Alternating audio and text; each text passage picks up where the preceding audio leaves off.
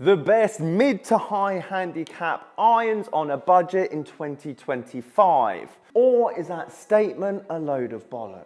Because yes, I have three of the best forgiving, powerful irons out there that you'll get for around £400 this year. And yes, stereotypically, these are deemed mid to high handicap irons.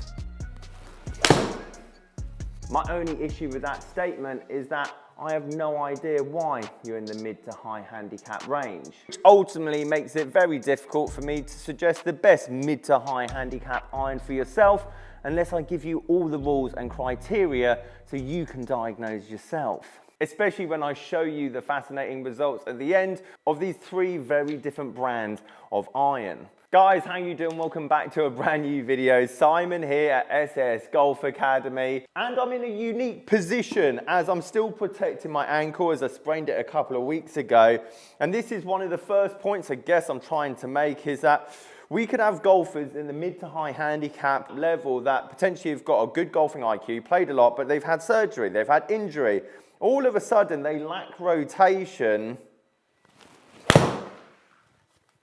And that's one of the reasons why this kind of iron head would help. I haven't been that steep and across the ball for an incredibly long time. The next player I think of is that golfer that's been playing for 40, 50 years, played off 1, 2, 3, used butter knives their whole life, but now due to age, they are getting slower. Their club head speed is below 80 miles an hour. And all of a sudden, even though they're still playing to a good level, single figures, consistent wedge play, putting, actually this head type will just help get them that much more distance. Which is also why I'm adding this special club to the test results at the end, as I want to show you how significant of a head change and loft change will then play a part to ball characteristics, and why I think the last category of golfer, the actual mid to high handicappers that have just started the game and going to be on this massive trajectory of improvement, overthink this so much, and I want to explain why they shouldn't be. Which is why I've chosen three game improvement, high handicap, mid-high handicap irons, whatever you want to call it, with all slightly different lofts. And starting out first, we're going 28 degrees, tailor-made stealth. I'll show you some prices here on the right-hand side. And overall, if you're looking for power, doesn't really get more powerful than this. Now I'm testing these with graphite regular flex shafts because I do feel they're just overlooked in general, especially for those players that don't like slicing the ball, want help with launch and keeping that ball up in the air, especially with these powerful de-lofted irons. However, as a rule of thumb, I would just say regular flex steel is more than enough for the majority of high handicap golfers. Just because your iron club head speeds at 90 miles an hour, don't feel the need to get stiff flex. Or if you're even faster, X stiff, especially if your miss is to the right hand side. And as I hit a few more, you must remember for that third category, not the one that's injured, not that second group that's a veteran towards the end of their golfing career, slowing down, they know everything that they need to know about the game. You're just starting. Which means your golf swing and golf game over the next 2 years is going to change so much. Which is another reason what I've got against best mid to high handicap irons of 2025, 2024, 2023 is because yes, they might be the best irons for you for the next 6 months, but that's an expensive set, £1,200 to use that you're simply just going to outgrow after a few lessons. Again, if you're that injured golfer or you're that older golfer and this brand new £1,000 set of irons is going to last you the next 10 years, then by all means, go and get fitted for it. However, it's why I want to show you £400 set of irons that are going to lose you zero value over the next year, year and a half. And when you do outgrow them, then you can sell them for £300, which means you've lost hardly any money. And you're going to get all the benefit of these very good, forgiving, powerful irons. Okay, last one for the stealth.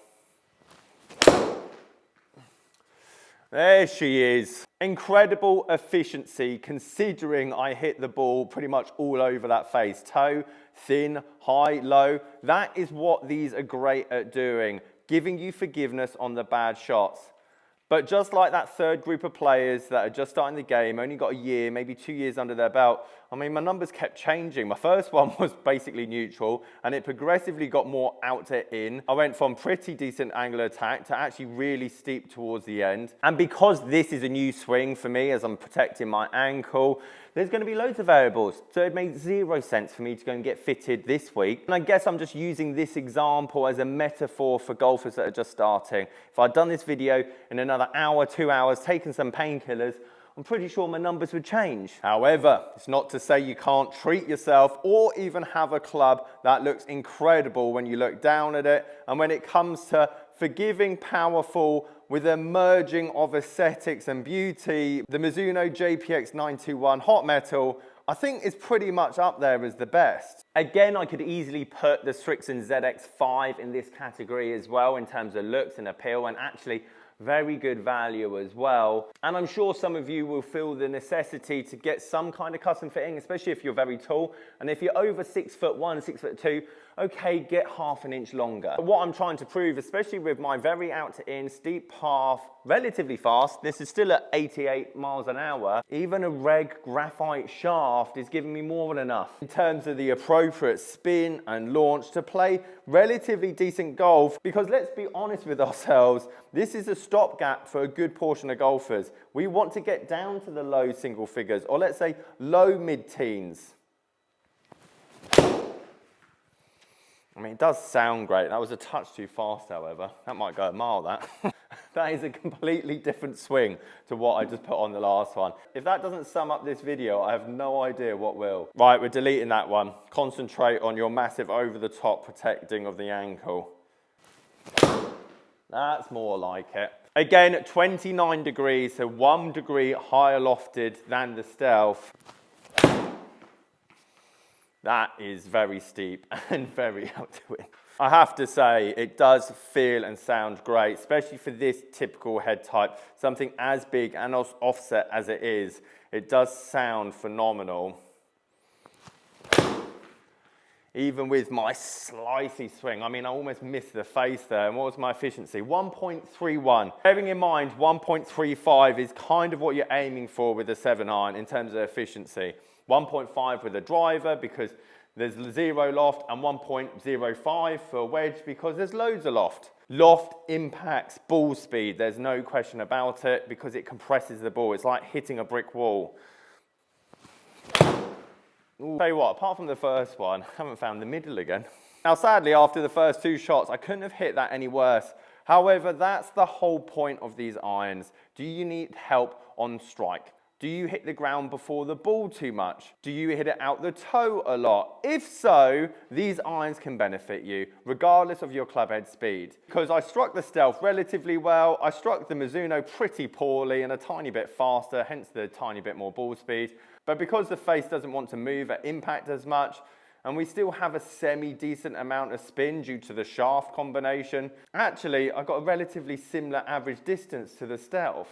Which brings me on to my third option, the G410, which I did recently claim as the best ping iron in terms of value in 2025. The question is, does it beat the other 2 competitors? Because this is now 30 degrees worth of loft. We're getting up there. And just like I showed with the Mizuno a minute ago, impact factors, strike, that plays a huge part in numbers.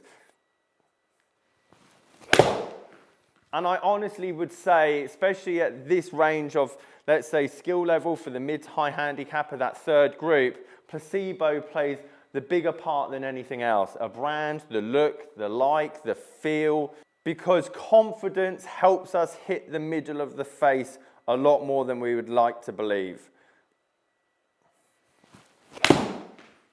And when trying to do a club fit and fit that particular golfer, that is so important. And why I want to show you that even though these are all different brands, all slightly different offsets, all slightly different lofts, all slightly different shafts, realistically in a minute, we're not really going to see all that much difference between them. Oh, that was chunky. It's a good job that was off a mat. If that was off a wet fairway, she was going nowhere.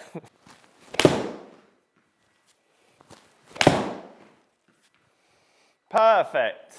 Now, I'll just delete this one that I pulled a bit to the left-hand side, and to be honest, I'll probably get rid of that stealth so we can have a better averaging of the numbers. And as we go into this club, and I'll show you the very interesting data of what this head type pushed to the extreme, okay, 1 degree slightly more lofted than the others, will play a part in terms of numbers and who this would be great for. But realistically, because of my inconsistencies of my swing, I haven't got full control of the face. But let's be honest, if I put a blank over that and I just showed you the numbers there and I said, go on, try and decipher which iron did what, it's basically impossible. You'd probably say that was the stealth there because it's the most de-lofted. However, it was my poor striking that made the JPX launch lower. A lot of you probably would have guessed the G410 correct because it did loft higher. However, let's not get it twisted. They all did basically the same thing. And therefore, how could anyone say one of these is the best mid to high handicap iron? And again, I could have another 4 or 5 here, whether it was Strixon, Callaway, PXG, Titleist. I guarantee you with the very similar head types and very similar lofts, similar shafts, we'll just keep seeing similar numbers. However, if that was a golfer with those particular spin numbers, I would say that's an appropriate kind of spin. Okay, these could probably be a touch higher, but again, as I said, swing changes, which is why I want to show you this, because head type and loft play a huge part in launch and spin and how I want you guys to decipher what you need. Because again, if I try and hit this the same speed as I just did with all the other irons that, let's be honest, differ but are very similar to each other, 90 miles an hour, so one of the fastest, nearly 7,000 worth of backspin. All of a sudden, that head type and why fairway woods will always launch higher than hybrids at the same loft and why hybrids will always launch and spin more than irons at the same loft, as that big head and that center of gravity back here pulls on the shaft and wants it to loft the ball more at impact. However, club head speed and ball speed impact spin. I swung very fast, hence why it went 7,000. If I kept everything the same, all the impact factors, 5 degrees across it, 4 degrees down, but we swung at 70 miles an hour,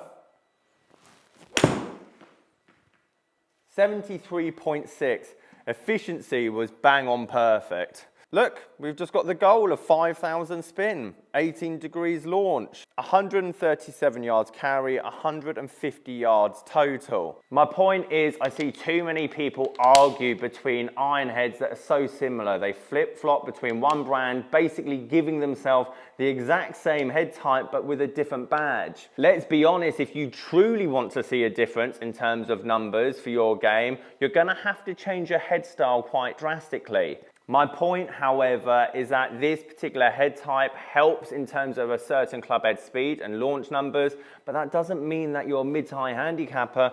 You could easily be off the low teens, low single figures, and I'm hoping with the test I just showed you, this isn't just a high handicap golf club player. If you've had an injury, had surgery, or in your later part of your golfing career and you physically can't get more than 75 miles an hour, this physically will help you get the ball up higher. It just means you don't need as many clubs at the bottom end of the bag. Guys, if you like this video, please consider subscribing. If you've got any questions, sasgolfacademy.com. Catch you guys later.